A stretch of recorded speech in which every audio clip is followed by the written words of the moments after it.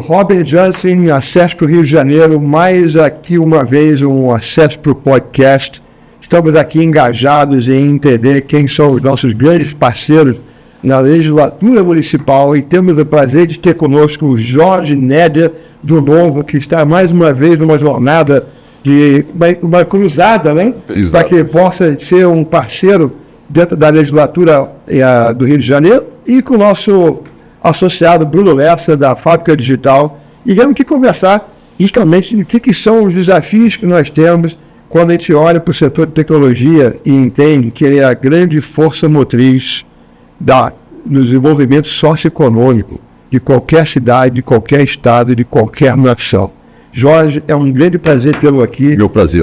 Queremos conhecer exatamente como é que você quer ser mais esse contribuinte para que o Rio de Janeiro volte ao protagonismo mundial da sua excelência. Perfeito. Especialmente na inovação e tecnologia. Perfeito, Robert.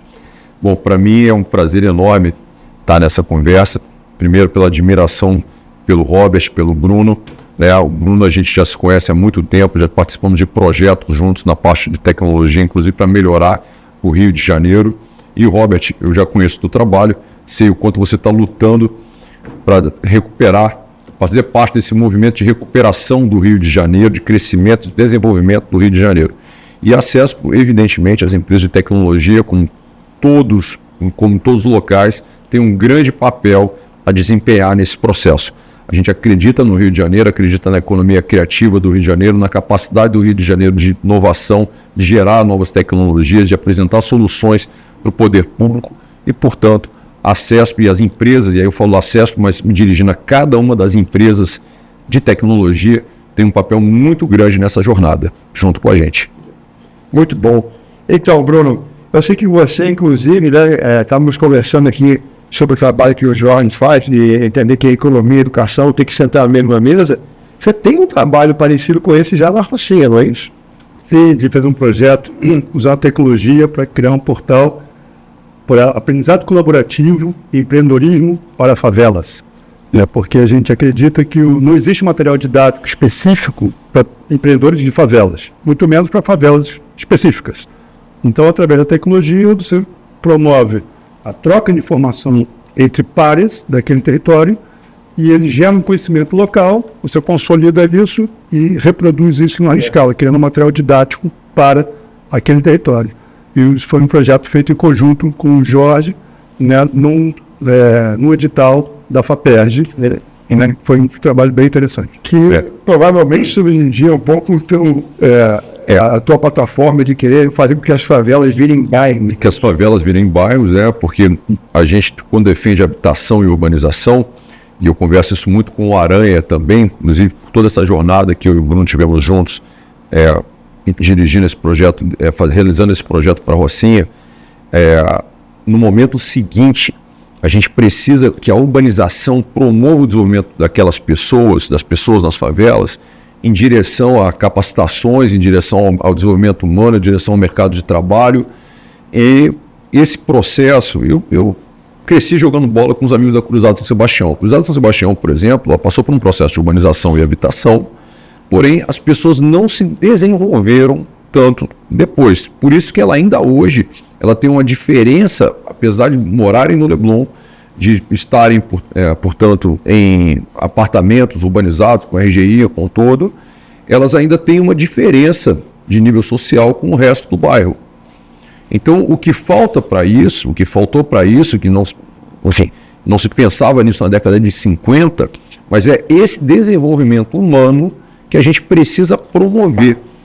Então, é essa a visão que norteia um projeto como Favela Inteligente.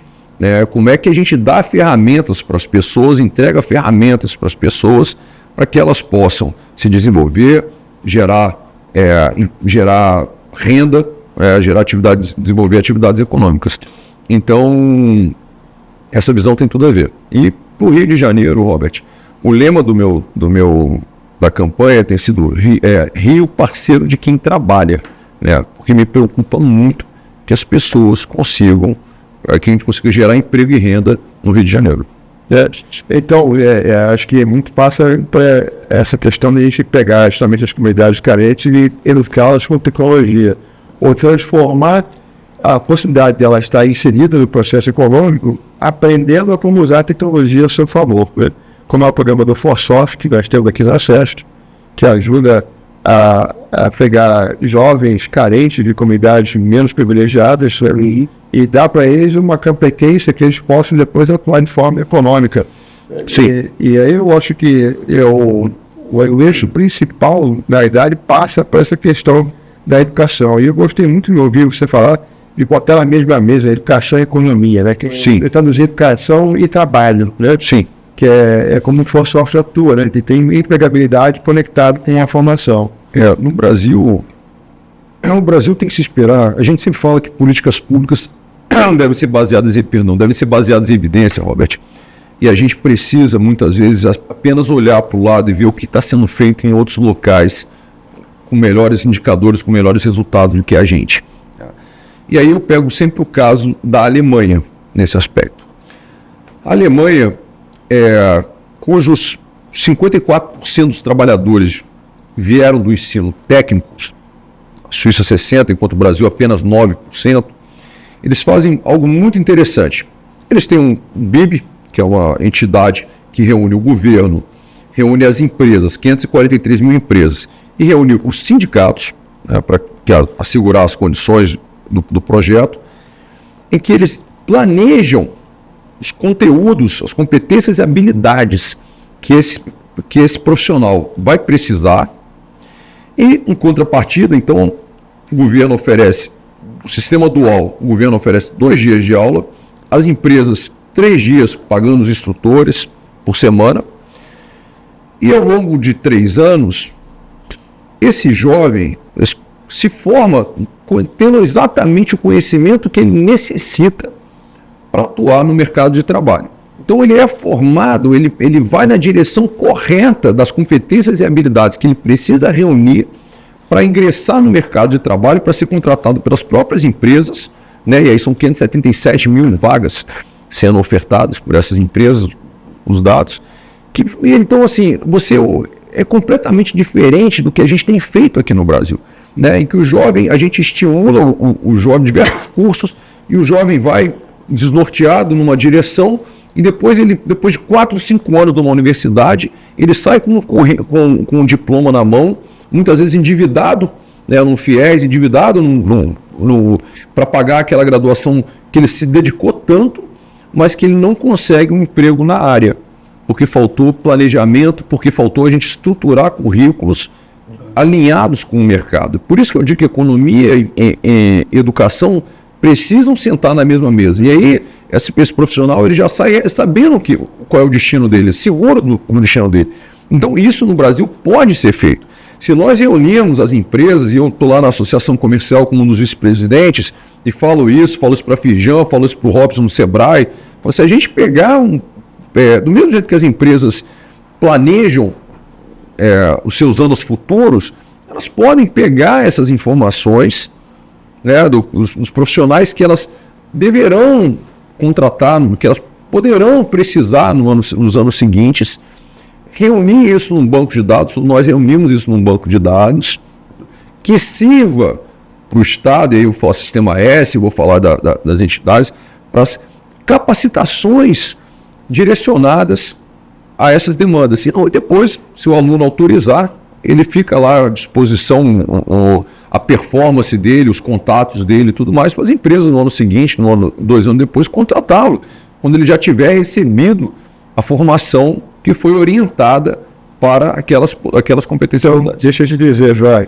você tem um exemplo brasileiro já dessa janela, porque o ForSoft que nós fazemos, a primeira coisa que a gente faz é combinar com os russos.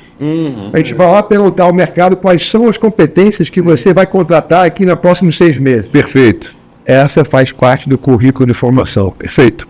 A gente olha a cada 6 meses, hoje a gente tem a parceria com o Senac, acabamos de fazer agora também com a PUC, e a gente se reúne a cada 6 meses para validar. Essa trilha é a trilha que está correta, que você vai contratar. É isso. E acabou de mudar agora, por causa de IA. A inteligência artificial entrou agora no circuito. Então, todo mundo, como é que tem uma trilha aqui de capacitação com PHP, com Python, com as linguagens específicas de desenvolvimento? Robert, e é isso, eu vou além. A gente tem que fazer isso no ensino médio já. Sim. Tá? Os itinerários formativos aumentam a carga horária, o novo ensino médio ele aumenta a carga horária e ele obriga as escolas a oferecer pelo menos 2 itinerários formativos, né? Enfim, tem matemática, português, ciências humanas, itinerário formativo 5, que é o técnico profissionalizante. Eu defendo que todas as escolas, isso é competência estadual, não estou falando, isso não tem a ver com o município, mas eu defendo, como cidadão, como empresário, que todas as escolas do Rio de Janeiro ofertem o técnico profissionalizante, itinerário formativo 5, além dos outros que quiser, mas sim. E por regiões do estado possam, aqui no Rio de Janeiro teremos as nossas, possam atuar para formar essas competências, já utilizar os 3 anos do ensino médio para entregar esse conteúdo que vai gerar empregabilidade. Hoje nas favelas, 55% dos jovens de 18 a 24 anos não estudam, não trabalham. Eles não saíram da graduação, não têm perspectiva nenhuma, não têm recursos para irem, não foram aprovados em universidade nenhuma, ou têm recursos para uma universidade particular, tampouco não estão conseguindo, não tem nada que eles saibam fazer que tenha valor econômico, sabe? Então aí a deriva, entendeu? A deriva. Um ponto interessante que eu acho é que esse programa Forsoft é uma iniciativa de uma entidade, né, associativa empresarial, a CESPRO, que na Alemanha, como você bem citou, tem 567 mil pessoas empregadas numa filosofia parecida. Então, como é que o ente público pode colaborar para dar escala a esse tipo de iniciativa e para outros segmentos? Porque você pode ter uma escala muito maior. Se outras associações, assim como a de TI está fazendo isso no nosso segmento, associações empresariais de outros segmentos podem seguir o mesmo modelo.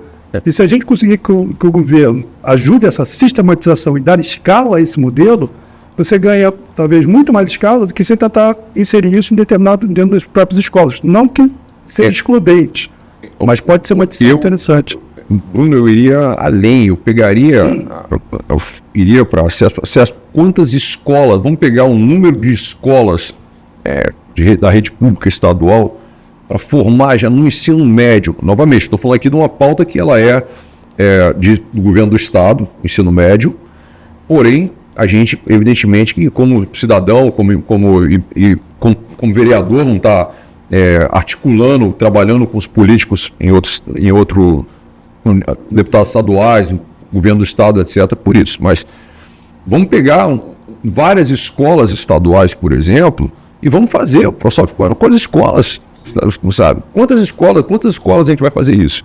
Sabe? Então, eu vejo o número de unidades escolares, tantas para isso, tantas para aquilo, tantas para... Vamos fazer 100, sabe? Vamos dar escala para o projeto. A política serve para dar escala às boas iniciativas, sabe? Eu sempre falo isso, eu tenho um projeto de educação para crianças desde 2006, com até 100 crianças por ano, de corrigir de português e matemática no último ano do ensino fundamental 1 e preparo para Pedro II militar e Capoeirge. Isso eu faço desde 2006, isso muito antes de política, muito antes de tudo. Lanche, tudo direitinho. Agora, são 700 mil alunos por ano. São 700 mil alunos que a rede pública municipal tem. Eu consigo ajudar a 100. As crianças já têm mais tempo, as crianças já têm menos idade que o tempo que eu tenho fazendo isso há bons anos. Né? Então, o que isso quer dizer? Por que ir para a política? Ir para a política porque na política a gente consegue fazer para 700 mil. Para a política você cria um índice da qualidade da educação municipal, condiciona o repasse de CMS, a gestão, a qualidade do ensino público, você faz com que você gere o estímulo necessário para... Então, é possível fazer na escala.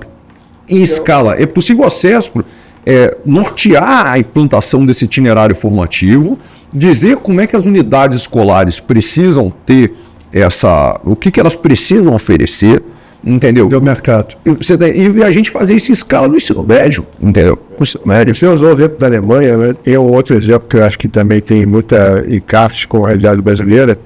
porque em determinado momento ele tinha uma similaridade do ponto de vista de que era a sua composição mais agricultural ou mais industrial, né? Que é a Coreia do Sul.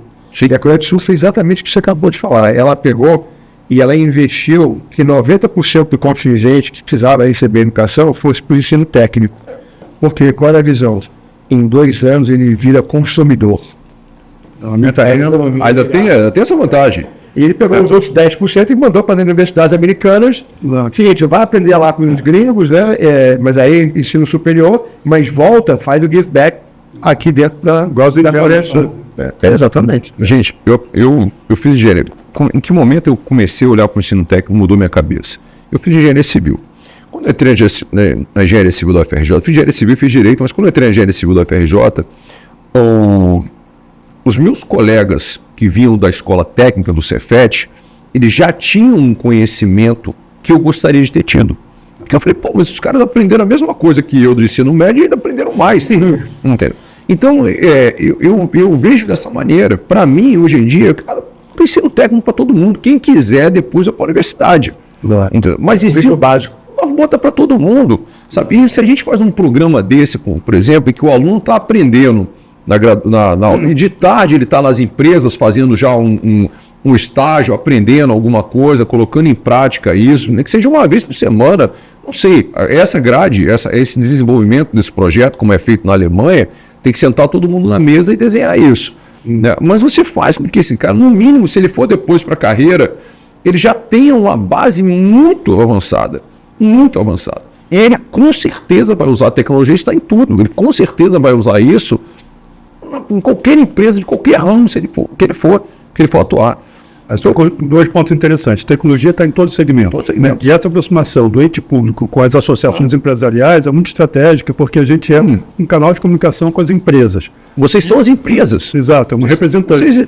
Olha, desculpa, Bruno, são vocês que tem. Quando eu falo que a economia tem que sentar na mesa com a educação, é economia, é acesso, porque tem que sentar na mesa.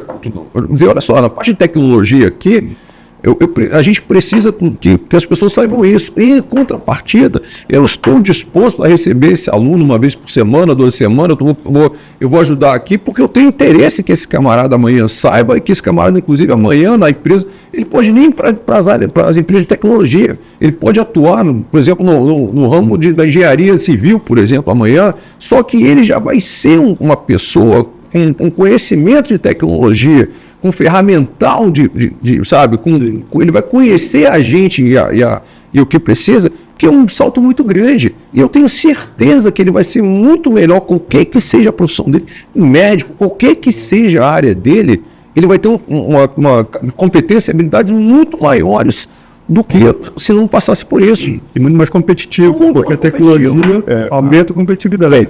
Já respondendo aqui, você só apontar a cadeira que a FACESP vai sentar nela. Mas vai estar nesse campo. Mas é interessante porque no final, isso acaba revelando para a gente que isso precisa de política de Estado. Sim. Não pode ter uma política de partido.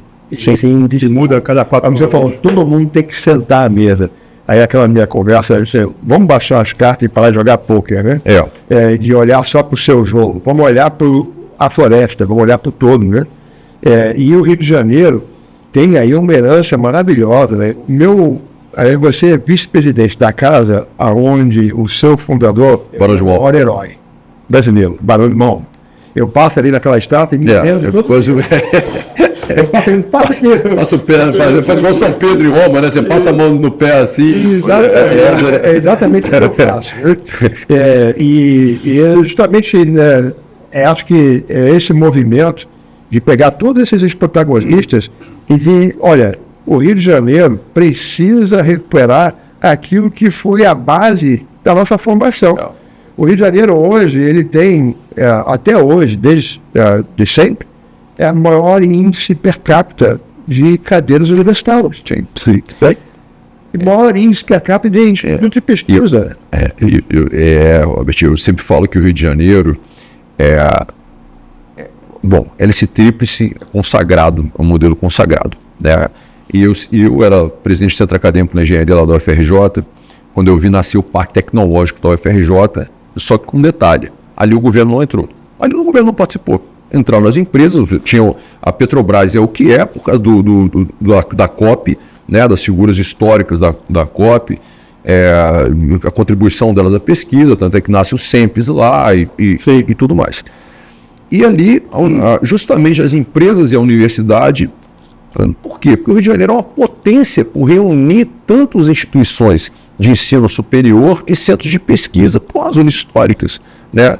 Então nós temos esse diferencial que reflete nesse número de diplomas, né, e a gente precisa utilizar isso, sabe? Talvez algumas disputas a gente esteja perdendo hoje, chão de fábrica, São Paulo está mais na frente da gente, mas em conhecimento, geração de conhecimento, inovação, mas eu tenho certeza que o Rio de Janeiro tem um potencial enorme. Aliás, não é à toa, talvez esteja no nosso DNA, não é à toa que a persona para o mundo que resume o Brasil é o carioca. Talvez não é à toa que os diretores de agência de publicidade de São Paulo sejam todos cariocas, sabe? Essas coisas não são ao acaso. Nós somos, sim, entendeu? Uma cidade, um estado com pessoas que tenham um poder de inovação, de criação, de propor coisas novas, muito, muito grande. E a gente precisa canalizar isso na direção certa, sabe? A gente precisa instrumentalizar esse jovem a dizer, cara, usa essa tua criatividade para o bem, para a geração de riqueza, para a geração de bem-estar. E vamos entregar as ferramentas para isso, vamos permitir aqui, vamos fazer o nosso mercado ser cada vez mais forte, vamos exportar inovação para os outros locais. Pegar esse gancho. A área de transferência de tecnologia é uma área essencial nos Estados Unidos, né? Porque, por exemplo, o MIT consegue receber 800 milhões de dólares ano de investimento de empresas através de contratos de transferência de tecnologia. Eu, quando comecei a fazer isso, eu queria comprar uma tese os direitos de uma tese de mestrado em 98 para desenvolver o meu primeiro produto, e, pessoal, a gente não tem modelo de contrato de transferência de tecnologia, porque isso não está regulamentado devidamente no legislativo, né? E a gente pode fazer isso no âmbito municipal. Já que o Rio de Janeiro tem essa vocação de centros tecnológicos, tem que ser também um município com melhor ordenamento jurídico para transferência de tecnologia. Por óbvio. E aí você facilita que as pequenas e médias empresas possam se aproximar dos centros de tecnologia, que aqui é abundante, para usar como seu centro de desenvolvimento de inovação. E com isso ganhar competitividade. Olha que interessante que você acabou de falar, Bruno.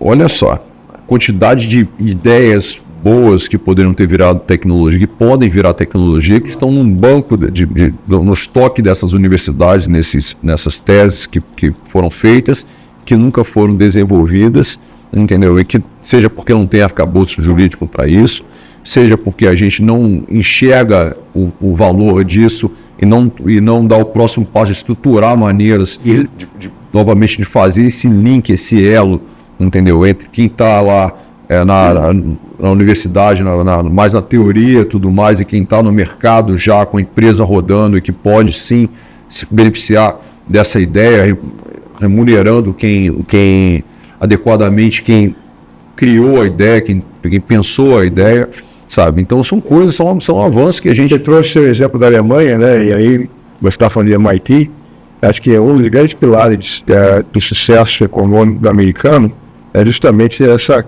simbiose entre o meio acadêmico e o setor produtivo, né? E aqui, a gente mencionou COP, né, e o Pacto Tecnológico, né, que deveria, eu acho que é grande, aí novamente, o meio acadêmico também joga pouco, entre si, entre os outros. Então, para mim, um Pacto Tecnológico ele não pode se achar como sendo ali o ecossistema próprio dele, separado do resto. Sim. Ele na realidade, uma função de promover também, novamente, o desenvolvimento socioeconômico de todo o seu entorno. E eu hoje vejo a COP lá como uma ilha de excelência, mas totalmente isolada. Mas por quê? Porque está faltando governo. Está faltando o papel do governo. Ambiente regulatório. Está faltando, também. Faltando governo. Porque ali foi feito eles para eles. Essa parte de universidade. Eles para eles mesmos atender a coisa. Eu digo novamente, tem muito mérito, porque foi gerado ali mesmo e foi feito por eles mesmos. E eu inclusive, eu faria em vários outros, quando eu vejo o Cefet e a UERJ ali do lado, eu falo, cara, Por quantidade de pessoas, de cérebros aqui capazes de gerar pesquisa, inovação, tecnologia é enorme. Vamos pegar, de repente, aquele Evaristo de Moraes, aquele presídio ali, levar para Bangu, fazer uma outra área ali igual o Parque Tecnológico da UFRJ. Sabe? Eu acho que o Rio tem que olhar para isso, tem que estar sempre transformando as teses, a produção acadêmica em tecnologia, em produto e tudo mais. Bom, mas aí vamos pegar a França. A França faz, e aí justamente para que isso não aconteça, a França faz uns polos de competitividade. Então a França, eu morei em Grenoble, a França elege um polo, são 71 na França, ela elege cada cidade, cada local, você vai ser isso. Mas aí é o governo planeja, entendeu? Aí o governo entra e facilita. O governo entra e planeja a coisa justamente para que não aconteça o jogo do pôquer, sabe? Ele fala, não, aqui é isso, entendeu? Então vamos ajudar aqui para que aconteça. Quantos partidos políticos tem a França? Essa é uma boa pergunta. Não sei. Só para um complemento aqui. A gente falou em inteligência e tecnologia, eu penso em 3 pilares. Ciência e tecnologia, empreendedorismo e capital de risco.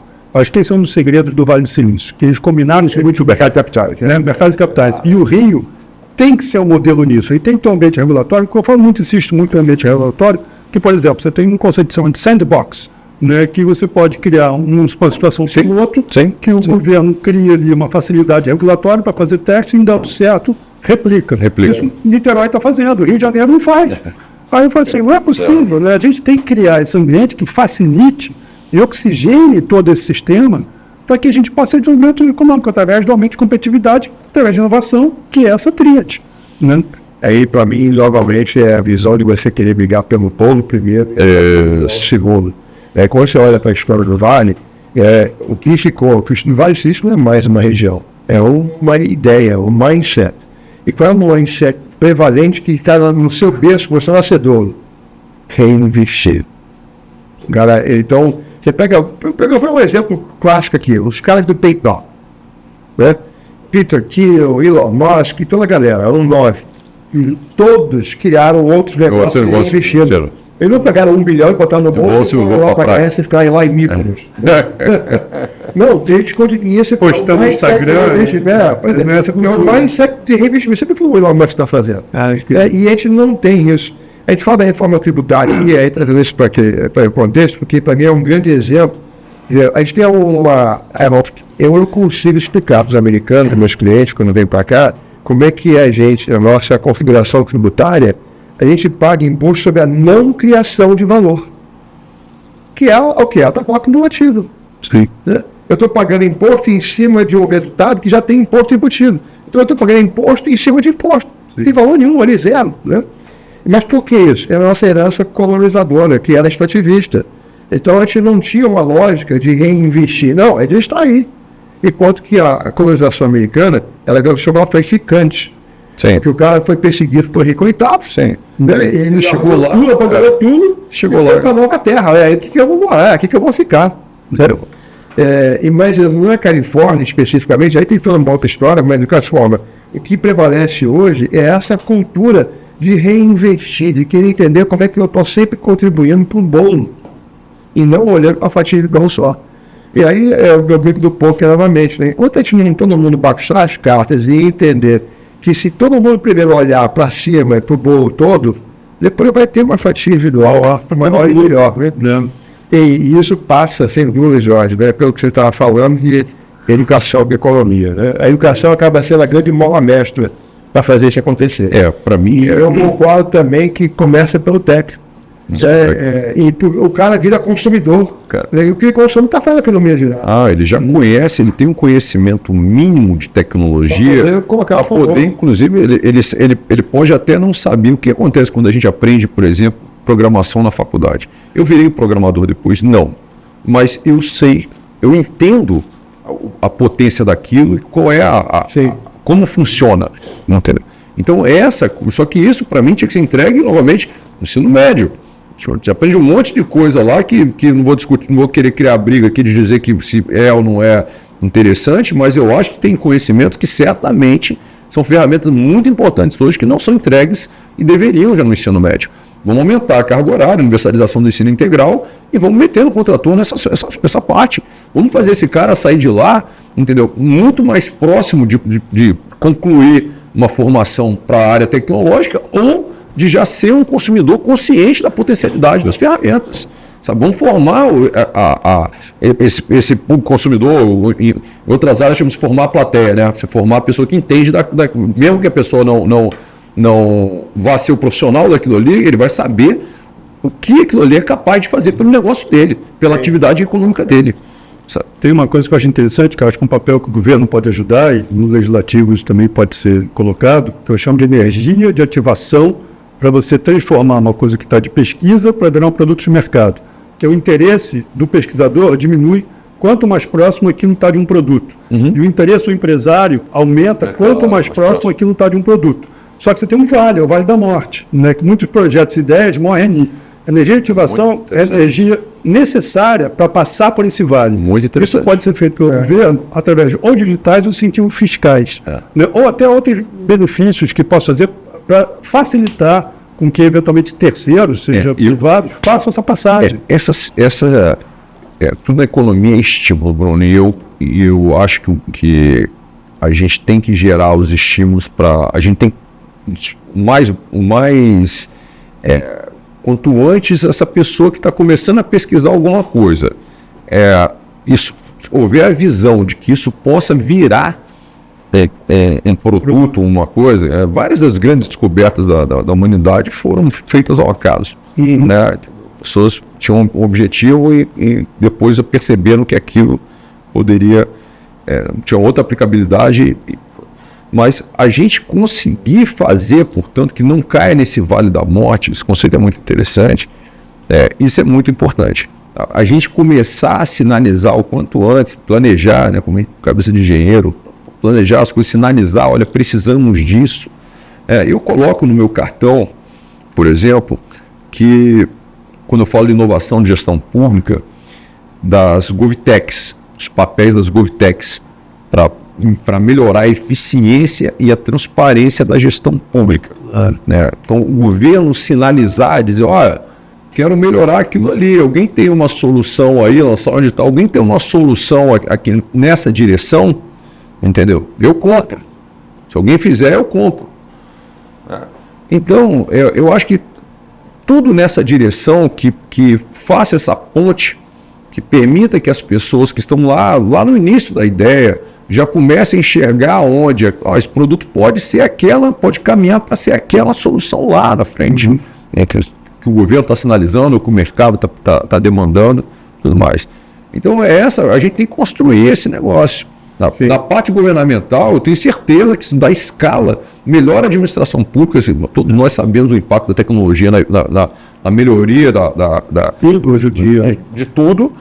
E eu entendo que o governo tem que estar permanentemente em diálogo, dizendo assim, olha, eu estou tendo um problema aqui, num 746, entendeu? Que eu queria que fosse mais... empresas, vocês têm uma solução para melhorar isso aqui? Porque se vocês começarem a dizer para mim que tem, eu vou preparar um edital, vou lançar na praça, eu quero ver quem é que me apresenta uma solução melhor e mais barata do que a que eu tenho hoje, e eu vou comprar. Eu vou comprar. Então, ficar o tempo inteiro dizendo, olha, meus indicadores disso aqui estão ruins, vocês têm alguma coisa, deem uma olhada aí, quem é que se interessa? Eu tenho certeza que vão ter as empresas que vão as GovTechs vão estar o tempo inteiro dizendo, opa, aqui eu tenho solução, hein? Essa aqui eu já sei que existe em outro local, eu vou trazer para vocês aqui e vou preparar para a necessidade de vocês. Você tocou um ponto interessante, que é o poder de compra do Estado. Poder de compra do Estado. Na área de TI, 50% praticamente das compras no Brasil são do Estado. E as pequenas e médias empresas que, em crescendo, são os maiores geradores de emprego da sociedade, são hoje prejudicadas, porque é difícil, com toda uma barradas do baile. É complicado. E se a gente conseguir melhorar esse ambiente de contratação de pequenas e médias empresas, principalmente em TI, que hoje atende todos os segmentos, né, como você está falando, isso seria um papel, e serviria como um catalisador desse processo, para vencer o Vale da Morte e para conseguir o desenvolvimento das pequenas e médias empresas. É essencial. Isso é uma equação. Isso é só a gente acrescentar na hora do critério critério de desempate e tudo mais, um fator lá, entendeu? Com aí a ponderação disso, o peso disso é que vai determinar, isso é que vai ter que ser discutido, né? Mas eu entendo que isso tem plena condição de ser um fator de desempate. Você tem a solução A e B, que são boas, e A é daqui, A leva, cara. Isso para mim é muito claro. Agora, quanto essa ponderação é que a gente tem que... quanto a mais isso representa se forem iguais, eu não tenho dúvida nenhuma já de que tem que ser daqui. Mas é outro ponto interessante, a fiscalização, se isso está sendo praticado mesmo ou não. Eu acho que o papel do legislativo, além do legislativo, nisso. Também é de verificar. Pode contar comigo nisso, porque eu quero, desculpa, mas eu não tenho nenhum interesse em gerar emprego em outros locais antes de gerar aqui. Pelo contrário, eu tenho interesse que a gente daqui faça feiras internacionais, mostre que o Rio de Janeiro produz soluções tecnológicas, não só para o Rio de Janeiro, que as soluções tecnológicas, as GovTech geradas para aqui, podem ser aplicadas em outras cidades. Entendeu? Isso,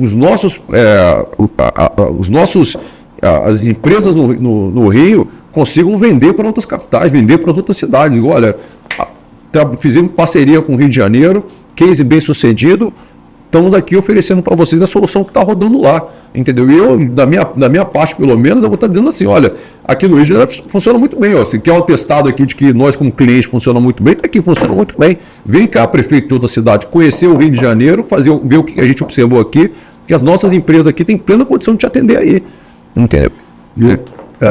Bom, fala. Não, vai lá. Que eu acho que um dos segredos do Vale do Silício, eu gosto muito do Vale do Silício porque é uma referência mundial, né? Sim. E um dos segredos dele é que o Stanford é um centro de pesquisa, é referência mundial também. Mas o Rio de Janeiro tem mais 40 centros de pesquisa, né? Existe a rede de tecnologia, que mapeou isso tudo, né? E tudo mais. Bom, acabei me perdendo aqui no caso da chamada. Mas eu acho que a gente tem que aproveitar essa vocação do Rio de Janeiro, que é essa quantidade de centros de pesquisa, que é singular. Né? Outros estados não têm, outros municípios, principalmente, não têm essa concentração. Não tem. Então, isso que você falou, do selo de qualidade e tudo mais, pode ser muito devido à concentração de centros de pesquisas que, se bem aproveitado, e vocês podem ser um catalisador, um facilitador desse processo, quando eu falo vocês aí, tipo... Sim.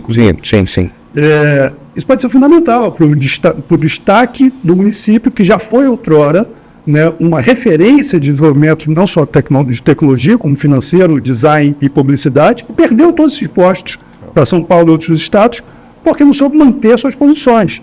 E eu acho que gosto muito da frase da CESP, juntos somos mais fortes. Juntos somos mais fortes. E juntos somos mais fortes não só entre nós, empresários, e sim com a tríplice hélice, governo, sociedade e academia. Eu quero, assim, como empresário, novamente, eu estou indo para fazendo essa jornada de fazer do que eu acredito no meu trabalho, mas eu sou empresário e minha cabeça é de cabeça de empresário, entendeu? Cabeça de geração de riqueza, cabeça de acreditar que o melhor programa social é todo mundo ter emprego, gerar renda, ter sua autonomia, ter sua vida, se realizar, se autoafirmar, conseguir conquistar o seu espaço, e eu acredito nisso. Então, eu quero que a administração pública tenha essa visão. Quero que a administração pública pense em como é que a gente gera riqueza aqui, emprega todo mundo feliz da vida, vamos vender isso para outros locais, inclusive, sabe? Vamos trazer essa cultura para dentro Vamos começar a olhar... Sempre que eu falo, o lema da minha campanha é Rio, parceiro de quem trabalha. Porque eu quero que o gestor público tenha a cabeça de um parceiro, quando a gente está fazendo negócio então, como é que facilita a vida de quem está empreendendo, de quem está trabalhando, de quem está gerando riqueza aqui. Como é que o Estado faz isso acontecer? Como é que o Estado utiliza isso para desenvolver, para atender o seu cliente, que é o cidadão, entendeu? Fazer o cliente bem atendido, realizado, satisfeito e tudo mais, né? Utilizando... essa, para mim, é o mindset que tem que mudar. Então, eu vou dizer para você, Jorge, que nós vamos contribuir para que você consiga, dentro do seu lema de parceiro de quem trabalha, a gente trabalhar para tornar todo mundo parceiro. Todo mundo parceiro. É isso que falta, né? E a política pública, né, a questão de legislação, que pode ajudar a criar esse arcabouço jurídico favorável para que a gente possa entrar em campo e jogar dessa forma, né? Exato. Eu acho que a gente está chegando aqui ao final da nossa jornada, então eu vou deixar cada um de vocês poder falar suas últimas considerações né? E aí contribuindo para quem está nos ouvindo depois. Obrigado, Robert. Primeiro, eu estou extremamente honrado de ser recebido por vocês, pela importância que o setor de tecnologia tem, está podendo falar para o setor de tecnologia, que muito do que a gente vai realizar depende de estarmos juntos, de estarmos trabalhando juntos. Então, eu vejo uma jornada bastante promissora pela frente, trabalhando juntos. Novamente, sou empresário da área de engenharia desde 2005, não estou indo não quero que as pessoas vejam um político aqui, e sim alguém que está conciliando sua empresa, as suas coisas, que é o que paga as minhas contas, com uma ida para a gestão pública, para que a gente possa mudar a forma com que a política no Rio de Janeiro vem sendo feita. Que é uma forma muito difícil, sem governadores presos, a política no Rio de Janeiro, enfim, eu acho que poder fazer as coisas virou um dever. A gente poder mudar a política no Rio de Janeiro, contribuir para isso, eu acho que virou um dever cívico nosso. Eu vou estar na política, vocês aqui na CESP, cada um jogando numa posição, mas a gente precisa assumir esse papel, esse protagonismo. Então, essa a minha visão da ida para a política. A política, para mim, é um serviço público que eu vou estar prestando durante um período da minha vida, entendeu? E só se presta a isso, que não é melhor do que a nossa vida na atividade, na iniciativa privada, o nosso conforto, o nosso tempo, as nossas coisas, nossa remuneração não é melhor, todos nós sabemos disso, entendeu? Mas a gente precisa estar lá. Um de nós precisa estar lá. Alguns de nós precisam estar lá, entendeu? Alguns de nós precisam estar lá. Para que esse papo, para que essa forma de enxergar o problema tenha poder de realizar. Senão a gente fica do lado de fora. E a cada 4 anos, essa janela se abre e se fecha a cada 4 anos. Daqui a uma semana ela se fecha de novo. Entendeu? E aí ou nós entramos, ou nós vamos ficar pedindo para alguém que não pensa como a gente, talvez nos atender. Você tocou um ponto muito interessante. E eu não quero pedir mais para ninguém. Eu quero que a gente faça. Eu quero que a gente esteja lá. Eu quero que a gente tenha uma agenda permanente de trabalho. Eu não quero vir aqui na CESP em época de eleição. Eu quero vir aqui regularmente. Muito bom, entendeu? Regularmente, ter uma agenda com você de quais são os projetos e aonde a gente tem que fazer. E aí nós vamos ver ao longo de 4 anos o que a gente consegue realizar juntos. E eu tenho certeza que muito. Considerando que nós somos a força motriz do desenvolvimento socioeconômico, com certeza vital, é imperativo. Sim, nós temos muito a trabalhar em conjunto. Temos muito a trabalhar em conjunto. Eu achei muito interessante, que ficou evidente o alinhamento de visões aqui entre nós, né, de como que é um desafio enorme, mas a gente vê um caminho, né, a ser trabalhado. 2, você tocou num ponto que eu acho essencial, o compromisso, e aí eu gostaria que você já expressou isso, mas acho que isso foi um ponto super importante, da recorrência e perenidade dessa interlocução. Porque não adianta a gente só falar com os políticos alguma vez a cada 4 anos. Exatamente esse é o problema. Porque a gente tem, como entidade empresarial, tem que ter essa interlocução contínua e uma interação que as melhorias são incrementais. Porque ninguém tem um gabarito de todas as soluções, é um desafio muito grande. Essa interação contínua que a gente vai chegar ao melhor caminho. Eu acho que isso foi muito importante. E deixa eu contar uma coisa para vocês. Eu estou indo pela jornada, pelo caminho mais difícil. Partido Novo, é um partido mais sério, mais criterioso, tudo mais. Os políticos, antigamente, eles tinham que vir, pelo menos na época de eleição, eles tinham que vir ao setor empresarial para as doações, para tudo. O voto de opinião nosso, nós somos muito menos hoje do que... É muito mais fácil conseguir votos de pessoas que às vezes estão com necessidade e estão dispostas a qualquer coisa, entregar o seu voto por qualquer coisa. E essa é a realidade. Então, quanto que o nosso voto demanda uma conversa longa, boas ideias, ter mostrado trabalho e tudo mais. Antigamente, eles tinham que fazer isso. Tinham que vir até nós, porque as doações para as campanhas e tudo mais. Aí criaram o fundo eleitoral. O maior fundo eleitoral do mundo. 4,9 bi. Que eles decidiram, o nosso dinheiro seria que eles utilizariam. A partir desse momento, eles não precisam mais da gente. Sim. Tá? Porque dinheiro para fazer a campanha eles já têm. eles têm de uma maneira que hoje fazem campanha, e eu fui convidado. Eu, na última eleição, fiz 17.357 votos, fui o mais votado do Novo, mais de duas vezes a votação do segundo lugar. Mas trouxe para uma questão de quociente eleitoral que a gente não atingiu como partido. E que dessa vez a nominata está bem montada, vai dar certo. Se Deus quiser, a gente vai estar lá. E esses votos são votos de pessoas conscientes, por isso que eu tenho essa... Bom, e aí os outros partidos me convidaram para ir conversar com eles. Sou uma pessoa que constrói pontes, eu não sou uma pessoa que explode pontes. Inclusive, a eficiência do parlamento depende de você ser uma pessoa de pontes, uma pessoa que tem boa relação com todo mundo. O que eu observei? Cada candidato hoje, ele consegue contratar cabos eleitorais em diferentes áreas da cidade, e você, área A, paga X, área B, outro cabo eleitoral paga Y, área C paga Z, cada um vai... Então, recursos e cargos para as pessoas, você monta uma planilha de pessoas. Tá? Estou aqui explicando o mecanismo hoje da política geral, mas do Rio de Janeiro eu posso dizer porque eu fui convidado por alguns partidos e eu vi como fazem campanha. Faz um rol de cabos eleitorais. Cada um de nós, você abre a agenda telefônica aí, tem 1.000, 2.000 contatos, 3.000 contatos, 5.000 contatos. Cada um de nós é capaz, na sua zona de influência, de trabalhar um número de votos. Se você tiver dinheiro suficiente para você contratar pessoas, você não precisa nem sair de casa. Você não precisa nem sair de casa, você só precisa de dinheiro. E muito. Mas você só precisa de dinheiro. E aí me foi oferecido R$400 mil, fora outros apoios e tudo mais.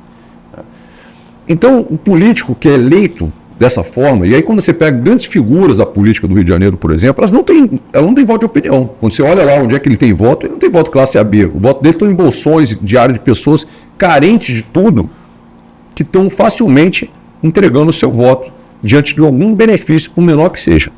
Entende? Então essa política faz com que esse camarada se autoeleja, ele vira um subpartido, né, quando ele faz isso. Ele recebe dinheiro, os seus cabos eleitorais são subcandidatos, vamos dizer assim, que trazem o voto para ele, e ele está eleito com recursos próprios, já que ele aprovou esse recurso para si próprio, não depende da gente, e lá dentro ele vai passar 4 anos fazendo o que ele quiser. E na próxima eleição, como ele tem tudo isso, ele também não precisa ouvir a gente. Não precisa ouvir a gente. Então, a política, de uma maneira geral, é por isso que quando a gente olha para a Câmara, hoje, para a LERJ e tudo mais, a gente acha estranho. A gente não se enxerga. A gente não se enxerga lá. A gente não se enxerga lá. A gente fala, o que está acontecendo? Não tem um candidato do setor produtivo hoje na Câmara. Não tem um candidato. Há candidatos que atendem a pedidos, são atenciosos, atendem a pedidos do setor produtivo, ou eventualmente, ou de acordo com um negócio. Mas a gente não estamos lá, não temos uma agenda permanente lá, entendeu? Não estamos guiando, orientando o desenvolvimento do Rio de Janeiro. E é por isso que o Rio de Janeiro perde cada vez mais, e os dados mostram isso, protagonismo nacionalmente. Entendeu? Nacionalmente estamos em declínio. Desde que perdemos o poder político para Brasília, o poder econômico a gente vem perdendo cada vez mais. Então, a recuperação disso passa pela nossa forma de ver o desenvolvimento da sociedade, está orientando, está guiando, é o que eu estava falando. A gente precisa estar lá. A gente precisa estar propondo uma agenda para o Rio de Janeiro. E essa é a minha jornada quando eu faço uma campanha Rio, parceiro de quem trabalha, né, e com o meu número que é 30 mil do Partido Novo. Muito bom, Jorge. Foi um prazer tê-lo aqui conosco. A sua fala ela é muito sincronizada com o que a gente acredita. A gente sabe que no final não é um camisa 10 só que vai ganhar campeonato. Com certeza. Pode ganhar 1 ou 2 jogos, mas tem que ter um time coesos, da mesma visão, que esteja trabalhando de uma forma sincronizada para poder fazer. Perfeito, né? Perfeito. Eu uso a analogia do futebol porque todo mundo conhece. Tem que ter camisa 10, tem que ter goleiro, líbero, goleador, camisa 9, os alas, não ganha campeonato. Né? Então, nós estamos aí alinhados, vamos em frente, porque se nós não formos à frente, né, a coisa não acontece. Não acontece. O protagonismo já diz a própria palavra, né? Sim. Tem que ser protagonista. Vai ser protagonista. Tá, muito obrigado. Obrigado, Robert. Obrigado. Valeu. Obrigado. Pronto. Ok.